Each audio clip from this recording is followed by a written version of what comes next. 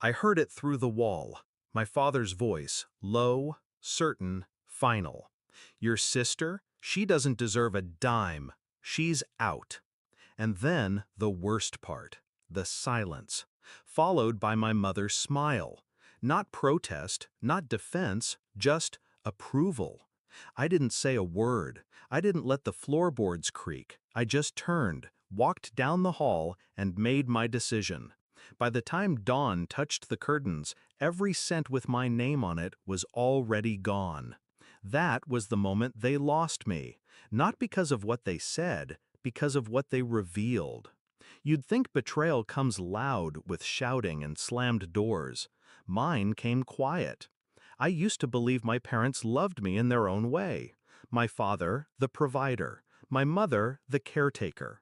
My sister, their golden child. I convinced myself it was fine that she got more affection, more attention, more second chances. I thought being the responsible one earned me respect. But responsibility doesn't win you anything in a family that thrives on greed. It just makes you predictable and easy to steal from. The signs were there before that night. Documents missing from my desk. Bank mail opened before I touched it. My sister suddenly wearing clothes too expensive for her part-time paycheck.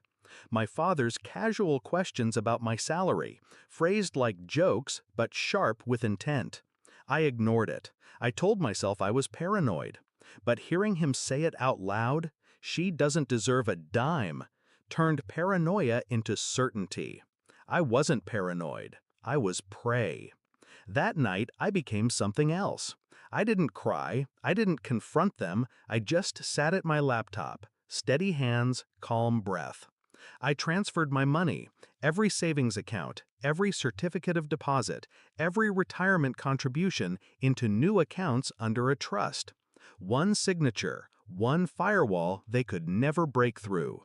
By sunrise, I was no longer vulnerable, and they had no idea. The weeks that followed were performance. I listened to my father brag about the investments he was making for the family's future. He spoke as if my accounts already belonged to him. My mother would glance at me, that sly smile on her lips, waiting for me to flinch. I never gave her the satisfaction. And my sister? She walked around with the arrogance of someone promised an inheritance she didn't earn.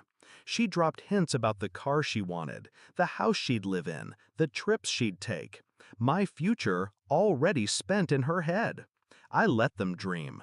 What they didn't know was this: the will they were counting on had already been rewritten. Months earlier, after one too many jokes about me being the independent one, I'd gone to my lawyer. I made changes, quietly, thoroughly. I left everything to someone else, someone outside the family. The details didn't matter to them because they'd never imagined they'd need to know. By the time my parents discovered my trust, my accounts were untouchable. By the time they tried to lean on me financially, their credit had already begun to rot. I'd reported the accounts they siphoned in my name, unauthorized use. The debt they thought they'd hidden under me came roaring back with their signatures all over it. I didn't need to ruin them. I just needed to stop protecting them from themselves. The confrontation came sooner than I expected. One evening, my father cornered me in the kitchen. His voice shook, but his pride tried to hold. "Where's the money?" I looked him in the eye, calm, steady, the way a surgeon looks at a patient already on the table. Safe. His jaw clenched. "It's family money. You don't just walk away." That was the first time I laughed. "Family?" I said.